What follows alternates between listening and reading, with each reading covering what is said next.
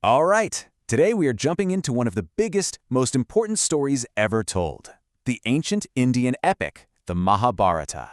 It's this incredible tale of gods, heroes, a truly devastating war, and some of the deepest questions about what's right and what's wrong. Now, right from the start, the epic makes this absolutely massive claim about itself. Think about that for a second. It's basically saying that every story, every human drama, every possible feeling, it's all in here. And if it's not in here, well, then it just doesn't exist. That is a bold statement, so let's see what makes this text so special. So, to really get the Mahabharata, you have to realize it's way more than just a story. It's like an entire universe of ideas, all packed into one single work. I mean, what is it exactly? Well, it's not just one thing. It's a religious text for sure. A mythological saga? Yep.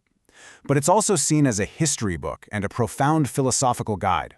For thousands of years, its ideas about duty, what's known as dharma, have made it this incredible source of wisdom that has really shaped the entire culture. So you gotta wonder, how in the world did a work this monumental even get created? Well, the origin story is, you guessed it, just as epic as the text itself.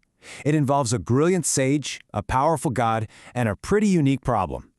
Okay, so picture this. On one side, you've got the sage Vyasa.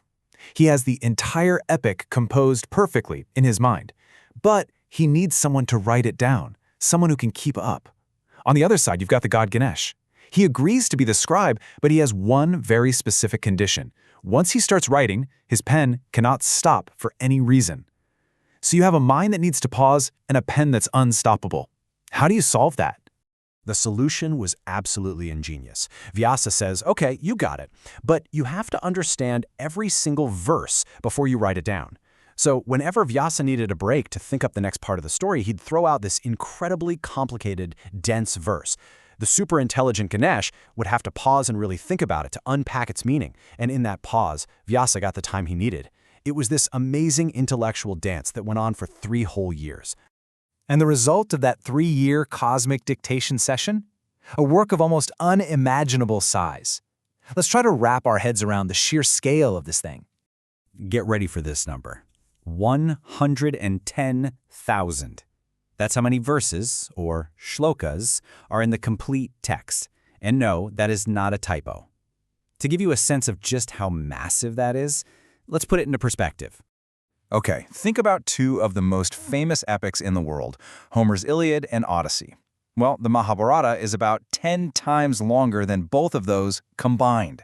By a huge margin, it is the longest epic poem ever written. It's not even a contest. You know, there's even this great story about how it got its name. The original was called Bharata, and legend says the gods literally put it on a celestial scale to weigh it against the foremost sacred texts, the Vedas. And guess what? The Bharata outweighed them all. So in honor of that, they added the word Maha, which means great, to the front. It became the Mahabharata, the Great Bharata. So when you're faced with a story this colossal, how do you even begin to make sense of it? Where do you start? Well, believe it or not, there seems to be a hidden blueprint, a secret structure, and it all revolves around a single recurring number. That number is 18. And once you start looking for it, you see it everywhere. It's like this deliberate, almost mystical organizing principle for the entire sprawling narrative. Let me show you what I mean. Just check this out. The whole epic, it's divided into 18 books. The massive war at the heart of the story, it lasted for exactly 18 days.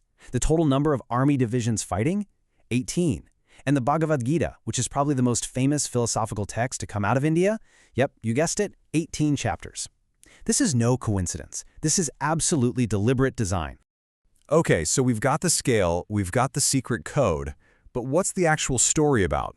Let's do a super quick flyby of the central plot, which is this epic family feud that spirals into a world-ending war.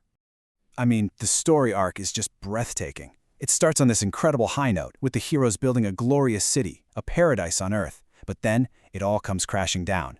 They're cheated out of their entire kingdom in a rigged dice game and are forced into a humiliating 13-year exile.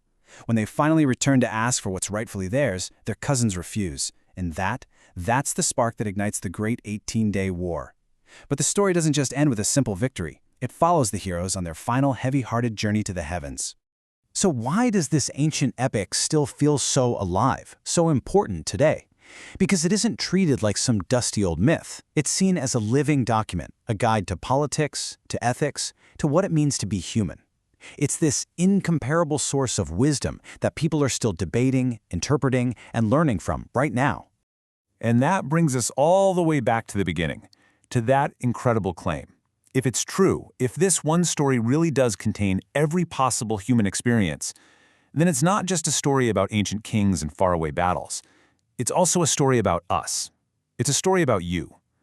So the question is, what part of your life does it reflect?